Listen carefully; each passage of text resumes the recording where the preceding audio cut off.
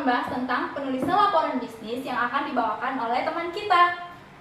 Halo guys, perkenalkan nama saya Christian Penggabean, NPM saya 22341014. Saya berasal dari ataupun kuliah di Universitas Metodis Indonesia. Oke guys, semua pasti pengen tahu kan, apa itu penulisan laporan bisnis? Oke bang, apakah itu penulisan laporan bisnis? Oke, saya akan menjelaskan sedikit tentang penulisan laporan bisnis. Penulisan laporan bisnis adalah proses penyusunan dokumen tertulis yang menyampaikan informasi, analisis, dan rekomendasi terkait kegiatan ataupun kondisi bisnis yang ditujukan kepada perusahaan maupun dalam internal ataupun eksternal untuk mendukung pengambilan keputusan dan evaluasi kinerja. Oke bang, kita kan udah tahu nih teman-teman apa itu pengertian bisnis. Sekarang kita lihat apa sih itu tujuan penulisan laporan bisnis. Oke, tujuan penulisan laporan bisnis ada beberapa ya. Yang pertama itu menyampaikan hasil evaluasi ataupun analisis suatu kegiatan bisnis. Yang kedua itu memberikan gambaran kinerja proyek. Yang ketiga itu menjadi dasar dalam pengambilan keputusan manajerial.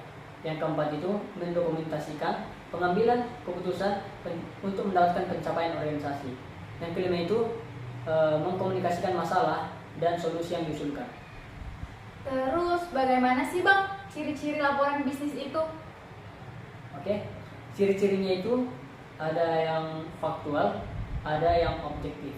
Yang faktual itu seperti berdasarkan data dan fakta yang dapat diverifikasi. Kalau objektif itu bebas dan opini itu opini pribadi tentang cara kita berpikir sendiri. Oh, itu ya bang, ciri-ciri laporan bisnis itu. Terus bang, selain ciri-ciri, pasti laporan bisnis itu memiliki jenis ya bang. Apa sih jenis laporan bisnis itu bang? Tentu banyak jenis-jenis laporan bisnisnya. Yang pertama itu ada laporan keuangan, laporan tahunan, laporan proyek, laporan penjualan, ataupun laporan evaluasi kinerja. Terus bang, contoh struktur umum laporan bisnis itu seperti apa ya bang?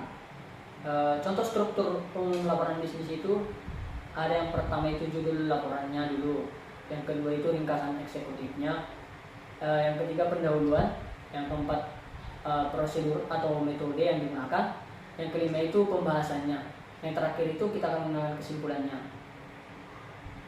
Bang, setelah semua yang abang bahas, pasti laporan bisnis itu juga ada manfaat penulisannya bang. Apa sih itu manfaat penulisan laporan bisnis itu? Oke. Manfaatnya itu ada beberapa guys ya. Yang pertama itu memiliki peran penting dalam kegiatan operasional dan strategis perusahaan. Nah, yang pertama itu sebagai alat pengambilan keputusan, seperti untuk menyajikan data dan analisis yang membantu manajer ataupun pimpinan perusahaan untuk mengambil keputusan yang tepat.